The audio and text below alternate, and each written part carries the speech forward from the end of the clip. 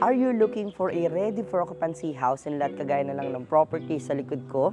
This is an ideal para sa mga kagaya nyo na starting family because it has 3 bedrooms and napakalawak pa ng lot area. It has a total of 120 for the lot area. This is situated in the heart of Metro Santa Rosa, Laguna, kaya naman super accessible. It is exit away from Calax and also napakalapit lang niya sa Mamplasan exit. From this exact property, it's 5 to 10 minutes away lang from New Valley, Santa Rosa, Laguna. It has very flexible payment terms and kung naghahanap ka ng property na pwede ka nang makalipat agad-agad, maybe this property is for you.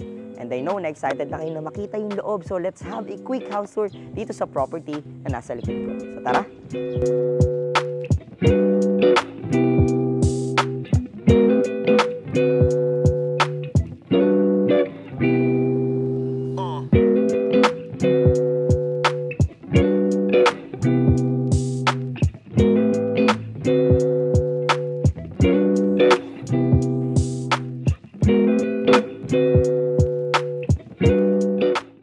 So guys, we're here at the exact property. No, as you can see, nanditong bahay sa likod ko, it's ready for occupancy and it's located here in Palma, Real. No? Although ang address niya is Binyan, but it's located in the Metro Santa Rosa kasi napapalibutan lang tayo ng mga malalapit na mga master plan development just like No Valley, Broadfield, South Forbes, and Greenfield, no? Itatawid lang tayo actually ng Calax, andyan na yung property, ang mga development ni Greenfield. That's why very ideal to kung naghahanap kayo ng nasa prime location na properties but very affordable. That's why we featured this property, no? And sa dulo, very exciting, no? I-share ko sa inyo, very flexible ang payment terms na in-offer dito sa property na ito.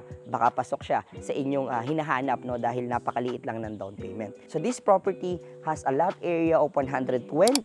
That's why ideal dito kahit magdalawang parking tayo, dalawang sasakyan, no, kayang-kaya na sedan. Or kung may sasakyan ka naman na medyo bulky, mga Montero, siguro kahit isa dito mag-fit na, okay na, ideal na siya. And then, again, the lot area is 120, the floor area is 72 square meter. It has 3 bedrooms, no, and papakita ko sa inyo sa taas later. Okay? So, as you can see, pagpunta nyo dito, ang bubungad sa inyo is itong napakalaking frontage ng property ninyo.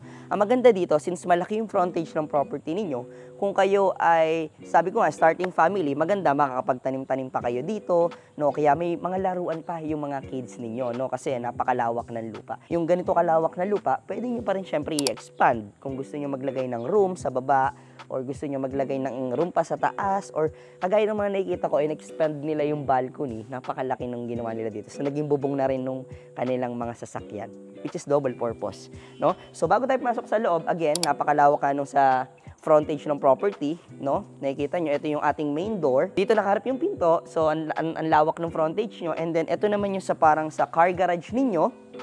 Ayan. And then, papunta sa inyong dirty kitchen. So, bago tayo pumasok ng property, pakita ko muna sa inyo yung palibot nitong bahay, no? Since malawak yung lote niya, as you can see, ang lawak pa nun nandito, pwede pa natin i-expand.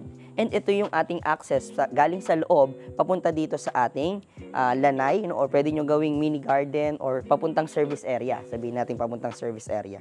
So, ayan, meron pa kayo ditong space. Hanggang dito po yan. As you can see, napakalawak pa nitong space mo dito na natitira. Ito pa yung pwede mong for expansion. But this is a service area, so karaniwan na ginagawa nila dito, nakita ko, ini-enclose lang nila. Hindi nila sobrang dinedevelop ang taas. Ini-enclose lang nila para syempre, mas malawak yung kanilang gagalawan, lalo sa service area. No? And may access din tayo dito na sliding door. Ayan, later papakita ko sa inyo. No? Pero wag natin puntahan yun dito dahil lilinisin naman yan kapag na-turnover. As of now, medyo matataas pa yung damo, no? So, balik tayo dun sa frontage ng property. So, nandito na tayo ngayon sa harap ng property. Ito yung ating main door. Sabi ko sa inyo kanina, nakapatagilid siya, no? So, pagpasok nyo, makikita nyo na fully finished na yung property. So, literally na gamit nyo na lang yung dadalhin ninyo, no? And syempre, konting cabinet siguro kung papalagyan nyo pa. But, this property is already livable na, no? Lalagyan nyo na lang ng gamit, personal. So, this is your living area. Pwede nyo naman laro-laruin since open layout siya. Pwede nyo laro-laruin kung paano nyo lalagay yung dining, yung living area. Kinaganda dito, kahit siya ay ready for occupancy na, meron pa rin kayong touch, no? Meron pa rin kayong personal na details na ilalagay dito sa property ninyo, no? Pwede kayong mamili. So dito, may space pa dito. I think ito yung maganda for dining para pwede kang maglagay ng ilaw pa dito. Ayan. And then, ito yung ating kitchen. And ito naman yung ating mga cabinets. Actually, what you can see in this property is the deliverable unit. So kung ano yung makikita nyo po sa video, yun na po yung mismong property na mata-turn over sa inyo kapag ito yung nagustuhan ninyong property. And kanina, bago tayo pumasok, ito yung access papuntang service area. Actually, pwede sa sliding, no? So, pwedeng maging lanay area to or parking. Parang ganyan. Garage area. And then, dito naman, papunta sa ating service area, meron tayong access. So, hindi na natin pupuntahan dahil nga madamo pa sa likod, no? Pero ito yung sliding door. Ito na po yung actual deliverable unit. Pero, i-repaint pa po ito kapag turn over sa inyo. Lilinisin lahat, everything. No? So, akit naman tayo sa ating second floor. So, maganda dito sa house na to, guys. Medyo malawak yung hagdan niya compare sa ibang property. So, dito, hindi niya kinain yung hagdan. Medyo malawak po. No? And then, pag akit mo sa second floor, andito, bubungad sa'yo, itong ating common area. Ayan. Itong common bathroom, sorry. Common toilet and bath. Ayan. Common toilet and bath. And then, dito yung ating masters. Pero unahin muna natin itong 2 bedrooms. Ayan. So, this is ideal for your kids, no? Pwede ka maglagay ng office o di kaya study area. And may ventilation na siya dito, syempre. Ayan. So, bubuksan mo lang yan. Pwede ka maglagay ng office. Actually, may space pa dito eh. So, pwede ka maglagay ng table. Ayan, something. And then, eto na po, may cabinets na rin nakasama. Pare-parehas yung finish ng cabinet, yun namang kinaganda. Pero kung gusto nyo siya paltan, pwede naman po.